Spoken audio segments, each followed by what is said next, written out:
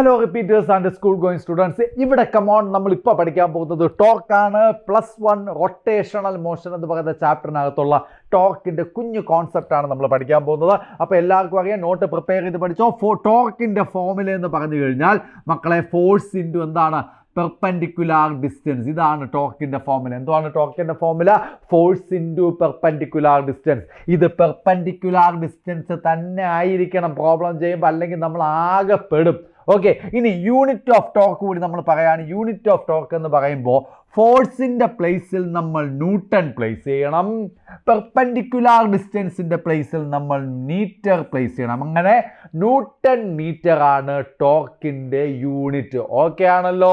ഇനി അടുത്ത് ഞാൻ പറയാൻ പോകുന്നത് ഇതേ ടോർക്കിനെ കുറിച്ചാണ്, പക്ഷേ നമ്മൾ വേറൊരു കോൺസെപ്റ്റുമായിട്ട് കണക്ട് ചെയ്താണ് പറയാൻ പോകുന്നത്.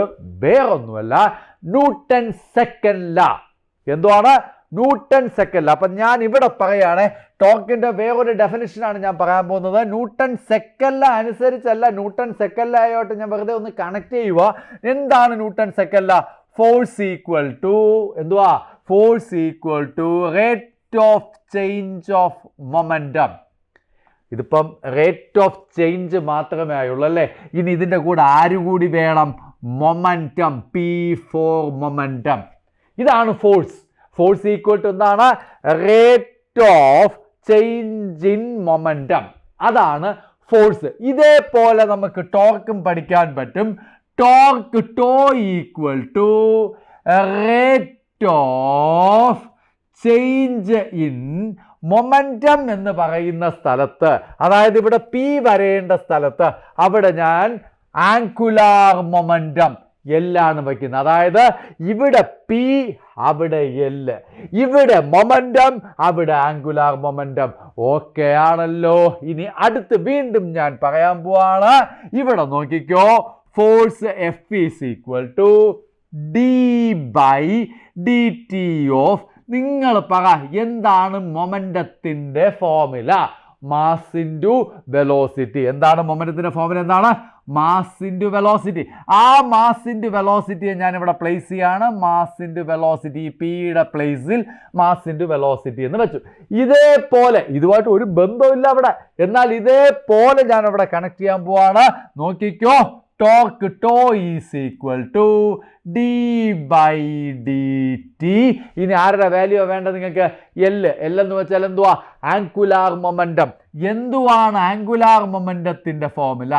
L equal to momentum P, angular momentum L. മൊമെൻറ്റത്തിൽ മാസിൻ്റെ വെലോസിറ്റിയാണ്. ആങ്കുലാർ മൊമെൻറ്റം വരുമ്പോൾ മാസ് വരേണ്ട സ്ഥലത്ത് മൊമെന്റ് ഓഫ് ഇനർഷ്യ. അത് ഈ ഒരു ക്വസ്റ്റ്യനിലോ ഈ ഒരു കോൺസെപ്റ്റിലോ അല്ല.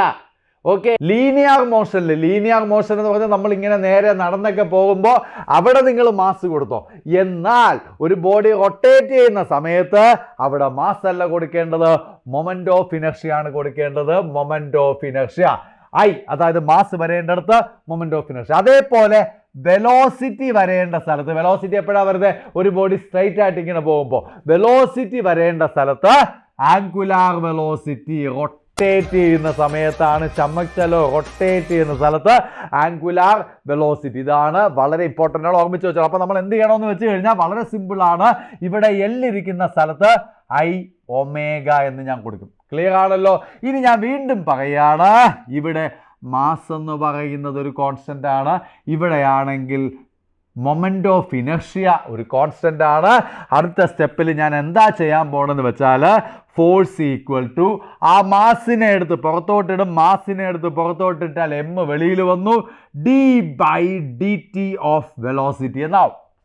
അതേപോലെ ഇപ്പുറത്ത് നമുക്ക് ചെയ്യാം. Torque tau is equal to, അവിടെ I എടുത്തെങ്കിൽ പുറത്തോട്ടിടും. I എടുത്ത് പുറത്തോട്ടിട്ടാൽ പിന്നെ d/dt എന്നാകും. ഓക്കെ ആണല്ലോ. എല്ലാവർക്കും അറിയാം dv/dt. എന്തുവാ dv/dt? That is called acceleration. അങ്ങനെ F is equal to M A mass into acceleration എന്ന് പറയുന്ന സാധനം കിട്ടുകയാണ്. ഇത് ലോസ് ഓഫ് മോഷൻ എന്ന് പറയുന്ന ചാപ്റ്ററിൽ വരുന്ന കോൺസെപ്റ്റ് ആണ്. ഇത് റൊട്ടേഷണൽ മോഷൻ, ഇവിടെയും ഇതേ കണക്കിന് D omega by D T, D V by D ടിയെ പോലെ D omega by D T, D V by D ടിയെ പോലെ D omega by D T. D V by D T acceleration ആണെങ്കിൽ D omega by D T എന്ന് പറയുന്നത് മക്കളെ angular acceleration. വളരെ important ആണ്. D V by D T acceleration ആണെങ്കിൽ D omega by D T angular acceleration ആൽഫയാണ് ഞാൻ ഇട്ടേക്കുന്നത്. ഓക്കെ ആണല്ലോ, അടിപൊളിയാണല്ലോ, എല്ലാവരും നോട്ട് പ്രിപ്പയർ ചെയ്തിട്ടുണ്ടല്ലോ. എങ്കിൽ ഇതാ പിടിച്ചോ, നമ്മൾ അടുത്തൊരു ക്വസ്റ്റ്യനിലേക്ക് പോവാണ്.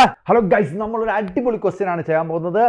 ഇവിടെ വായിച്ചു നോക്കേ, യൂണിഫോം റോഡ് എ ബി എന്ന് പറയുന്ന റോഡിനെ നിങ്ങൾക്ക് ഇതാണ്ട് ഇവിടെ കാണാൻ പറ്റും. ഇതാണ് നമ്മുടെ റോഡ്.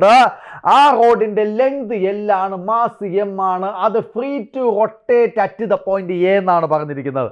എന്ന് വച്ചാൽ ഇതാണ് ആ റോഡെങ്കിൽ ഈ റോഡിനെ ഒരു വോളിൽ കൊണ്ടിങ്ങനെ വയ്ക്കണം, എന്നിട്ട് കൈ എങ്ങ് എടുക്കണം. അപ്പം അത് അവിടെ ഇരുന്ന് ഇങ്ങനെ റൊട്ടേറ്റ് ചെയ്യും, താഴോട്ട് ഇങ്ങനെ ആവും. ഇതാണ് ക്വസ്റ്റ്യൻ. മനസ്സിലായോ? നിങ്ങൾക്ക് കാണാൻ വേണ്ടി ഇച്ചിരി കൂടി ഒരു ഗും ഫീലിന് വേണ്ടിയിട്ട് ഞാനിവിടെ വാളിന് ഗ്രീൻ കളർ കൊടുക്കുക. ഈ ഗ്രീൻ കളറിലുള്ള വാളിൽ ഒരു റോഡിനെ കൊണ്ടിങ്ങനെ കുത്തി വയ്ക്കുക, കൈയെങ്ങെടുത്ത് മാറ്റിക്കൊള്ളണം. എന്നാലേ ഫ്രീ ടു റൊട്ടേറ്റ് ആവത്തുള്ളൂ, അത് താഴോട്ട് ഇങ്ങനെ ആവും. മനസ്സിലായോ? ആ സമയത്തുള്ള അവൻ്റെ ആംഗുലാർ ആക്സിലറേഷൻ എന്തുവാന്നാണ് ക്വസ്റ്റ്യൻ. ഓക്കെ ആണല്ലോ? എനിക്ക് പറയാനുള്ളത്, നമ്മൾ എന്താ ചെയ്തേ, ഈ റോഡിനെ ഈ വാളിൽ കൊണ്ടിങ്ങനെ കുത്തിവെച്ചു, എന്നിട്ട് കൈ എങ്ങെടുത്തു. അപ്പം അത് അവൻ്റെ സ്വന്തം ഫോഴ്സ് കാരണം അല്ലെങ്കിൽ സ്വന്തം വെയിറ്റ് കാരണമാണ് അവൻ താഴോട്ട് പോകുന്നത്. അവൻ ആരും പിടിച്ച് വലിക്കുന്നില്ല. അതായത് ഈ റോഡിൽ അവൻ്റെ സെൻറ്റർ ഓഫ് മാസിൽ നിന്ന് നേരെ താഴോട്ട് ആക്ട് ചെയ്യുന്ന ഫോഴ്സ് എന്ന് പറയുന്നത് അവൻ്റെ വെയിറ്റ് ആയിരിക്കും. അതായത് ഫോഴ്സ് എന്ന് പറയുന്നത് mg ആയിരിക്കും. അത് സെൻറ്റർ ഓഫ് മാസിൽ തന്നെ കാണിക്കണം. വളരെ ഇമ്പോർട്ടൻ്റ് ആണ്. ഓക്കെ ആണല്ലോ? രണ്ട്, ഈ ഗ്രീൻ കളറിൽ വരച്ചിരിക്കുന്ന ഫോഴ്സ് അതിലേക്കുള്ള പെർപെൻഡിക്കുലാർ ഡിസ്റ്റൻസ് എന്ന് പറയുന്നത് ഇത്രയുമാണ്. ക്ലിയർ ആണോ? ഫോഴ്സ് ഇൻറ്റു പെർപെൻഡിക്കുലാർ ഡിസ്റ്റൻസ് ആണ് ടോർക്ക്. ടോർക്ക് എന്ന് പറഞ്ഞാൽ എന്താ? ഫോഴ്സ് ഇൻറ്റു എന്താ? Perpendicular distance. അപ്പോൾ നമ്മുടെ ഫോഴ്സ് ഇതാണ്. ആ ഫോഴ്സിലേക്കുള്ള പെർപെൻഡിക്കുലാർ ഡിസ്റ്റൻസ് ഈ യെല്ലോ കളറിൽ ഷെയ്ഡ് ചെയ്തിരിക്കുന്ന L/2 എന്ന് പറയുന്ന ലെങ്താണ്. L/2. അപ്പം മക്കളെ നിങ്ങൾ ഇവിടെ ശ്രദ്ധിച്ച് നോക്കിക്കോ. ടോർക്കിന്റെ സ്ഥാനത്ത്, അതായത് ഫോഴ്സിന് പകരം ഞാൻ mg കൊടുക്കും, പെർപെൻഡിക്കുലാർ ഡിസ്റ്റൻസിന് പകരം ഈ ലെങ്ത് ആണ് കൊടുക്കുക. ടോട്ടൽ ലെങ്ത് ആണ് L, അതായത് L/2. ഞാൻ ഇവിടെ L/2 കൊടുത്തു. അപ്പം ഒരു രീതിയിൽ ഞാൻ ടോർക്ക് കാൽക്കുലേറ്റ് ചെയ്ത് വെച്ചിരിക്കുക. പക്ഷേ നമുക്ക് കാൽക്കുലേറ്റ് ചെയ്യാനുള്ളത് ആംഗുലാർ ആക്സിലറേഷൻ ആണ്. ഓൾറെഡി നമ്മൾ പഠിച്ചു വെച്ചിരിക്കുകയാണ്. ആംഗുലാർ ആക്സിലറേഷൻ എന്ന് പറഞ്ഞാൽ ആൽഫ. ആൽഫയും ടോർക്കും തമ്മിൽ എന്തെങ്കിലും ബന്ധമുണ്ടോ? ഉണ്ട്. എന്താണ് ആ ബന്ധം? Torque is equal to I alpha. നമ്മൾ കുറച്ച് നേരത്തെ പഠിച്ചോളൂ. Torque is equal to I alpha. I എന്ന് പറഞ്ഞ മൊമെന്റ് ഓഫ് ഇനർഷ്യ. മക്കളെ, നമ്മൾ ഈ രണ്ട് ഇക്വേഷൻസിനെയും ഒന്ന് കണക്ട് ചെയ്ത് നോക്കിയേ. Left side torque, left side torque. അങ്ങനെയാണെങ്കിൽ നമുക്ക് എന്ത് ചെയ്യാം? mg/L/2 ഈക്വൽ ടു എന്തെന്നെഴുതാം? ഐ ആൽഫ എന്നെഴുതാം. കഴിഞ്ഞില്ല. ഒരു കുഞ്ഞു കാര്യം കൂടി എനിക്കിവിടെ പറയാനുണ്ട്. വേറൊന്നുമല്ല, എന്താണ് ഇവിടത്തെ ഐ? ഇവിടത്തെ ഐ എന്ന് പറഞ്ഞാൽ നമ്മുടെ റോഡ് ദാണ്ട് ഈ വാളിൽ ഇങ്ങനെ കൊണ്ട് വയ്ക്കുമ്പോൾ axis passing through one end and perpendicular to the length. അതായത് നമ്മുടെ റോഡ് ഇങ്ങനെ ഇരിക്കുകയാണ്. ആക്സിസ് എന്ന് പറയുന്നതിന് ഞാൻ passing through one end and perpendicular to the length. ഇതാണ് നമ്മുടെ ആക്സിസ് എങ്കിൽ ഐയുടെ വാല്യൂ ഓൾറെഡി നമ്മളിപ്പോൾ പഠിച്ചതേ ഉള്ളൂ. ml²/3 ആയിരിക്കണം ഐയുടെ വാല്യൂ. മറന്നു പോകരുത്. ഓൾറെഡി നമ്മൾ പഠിച്ച ഒന്ന് പേജ് മറിച്ച് നോക്കി കിട്ടും. ഓക്കെ ആണോ? എങ്കിൽ ഇവിടെ നോക്കിക്കോ. mg/L/2 ഈക്വൽ ടു ഈ ഐയുടെ പ്ലേസിൽ ഞാൻ ഈ വാല്യൂ വെക്കണം. ml²/3. പിന്നെന്താ ഉള്ളത്? ആൽഫ. നമുക്ക് കാൽക്കുലേറ്റ് ചെയ്യാനുള്ള എന്തുവാ ആൽഫയുടെ വാല്യൂ ആണ്. അപ്പൊ അപ്പുറത്തും ഇപ്പുറത്തും ഉള്ളതിനൊക്കെ എടുത്ത് വെട്ടിപ്പറക്കി കളയാം. എമ്മും വെട്ടി, എല്ലും വെട്ടി. അപ്പൊ വെട്ടിപ്പറക്കി കളഞ്ഞിട്ടൊക്കെ ഇനി ബാക്കി എന്താ ഉള്ളത് ഒന്ന് എഴുതാം. g/2 = L/3 alpha. ഇതിൽ നമുക്ക് കാണേണ്ടത് എന്തുവാ ആൽഫയുടെ വാല്യൂ ആണ്.